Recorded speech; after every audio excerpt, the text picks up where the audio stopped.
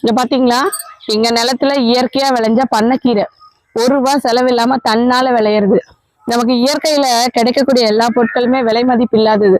ஆனா அதை பத்தி நம்ம கவலைப்படுறதே இல்லை. இப்ப எல்லாருமே ஆர்கானிக் பக்கம் திரும்பிட்டு இருக்காங்க. இயற்கையா விளையிற எல்லா பொருட்களுமே, இது எங்களோட நிலங்க, எங்களோட சொந்த நிலம். இதுல பாத்தீங்கன்னா நாங்க காராமணி போட்டிருக்கோம்.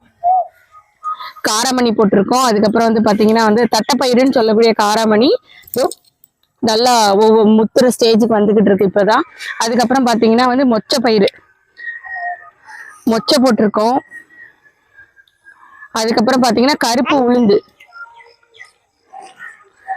உளுந்து போட்டிருக்கோம். இதுக்கு நடுவுல இங்க பாருங்க கருப்பு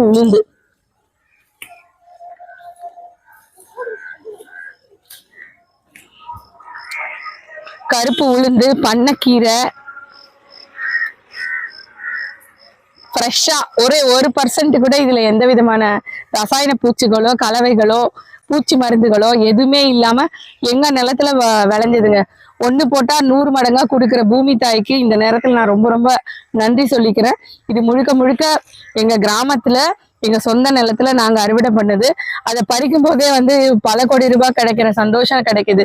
இது பாத்தீங்கன்னா இயற்கை முறையில நாங்க கல்டிவேட் பண்ண உளுந்து, கருப்பு உளுந்து. எலும்புகளுக்கு அவ்வளவு ஒரு பலம் தரக்கூடிய ஒரு பொருள். முடிஞ்ச அளவுக்கு இயற்கைக்கு திரும்பணும் அப்படின்னா நம்மளோட வாழ்நாட்களை அதிகப்படுத்தலாம். இயற்கையோடு இணைந்து வாழ்ந்திடுவோம். ரசாயனங்களோட போராடுறதை தவிர்த்திடுவோம். தேங்க்ஸ் ஃபார் வாட்சிங் ஃப்ரெண்ட்ஸ். Thank you so much.